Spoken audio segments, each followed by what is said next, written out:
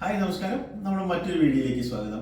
നമ്മൾ ഈ ഇലക്ട്രോലൈറ്റ് മെഷീൻ്റെ അലമ EL120 എന്ന് പറഞ്ഞ ജാപ്പാനീസ് മോഡലായ ഇലക്ട്രോലൈറ്റ് മെഷീൻ്റെ പമ്പ് ട്യൂബ്, അതായത് പെരിസ്റ്റൈറ്റ് ട്യൂബ് എങ്ങനെ ചേഞ്ച് ചെയ്യേണ്ടതെന്ന് ഞാൻ നിങ്ങളെ ജസ്റ്റ് ഒന്ന് കാണിച്ചു തരാം.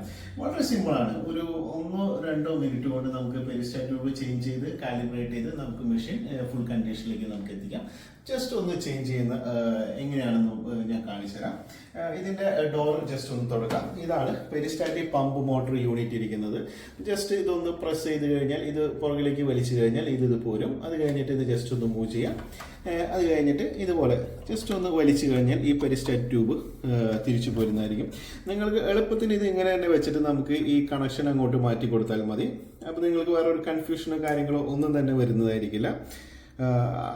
ഓരോ ട്യൂബ് ഡിസ്കണക്ട് ചെയ്തിട്ട് ഇതിനകത്തേക്ക് പുതിയ പെരിസ്റ്റാറ്റിക് പമ്പിലേക്ക് ചേഞ്ച് ചെയ്യുന്ന രീതിയിലേക്ക് കൊടുക്കുക.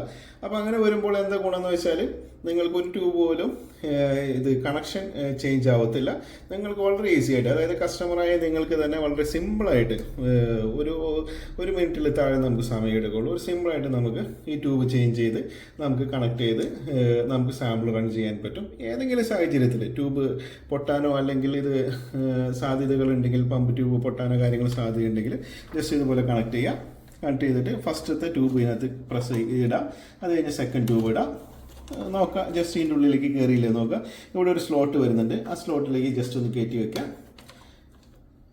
ജസ്റ്റ് പ്രസ് ചെയ്യാം. ഇത്രയേ ഉള്ളൂ പെരിസ്റ്റാറ്റിക് ട്യൂബ് ചേഞ്ച് ചെയ്യുന്നത്. ഇത് ചേഞ്ച് ചെയ്ത് കഴിഞ്ഞിട്ട് നിങ്ങൾക്ക് ഒന്നുകൂടി കാലിബ്രേറ്റ് ചെയ്ത് മെഷീൻ വളരെ സിമ്പിളായിട്ട് നിങ്ങൾക്ക് ഉപയോഗിക്കാം. ഇങ്ങനെയാണ് നമുക്ക് പെരിസ്റ്റാറ്റിക് ട്യൂബ് ചേഞ്ച് ചെയ്യുന്നത്.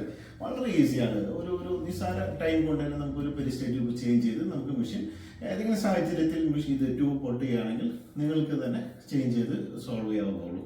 Okay, thank you. ഈ വീഡിയോ നിങ്ങൾക്ക് ഉപകാരപ്പെട്ടെന്ന് വിചാരിക്കണം. Okay, thank U.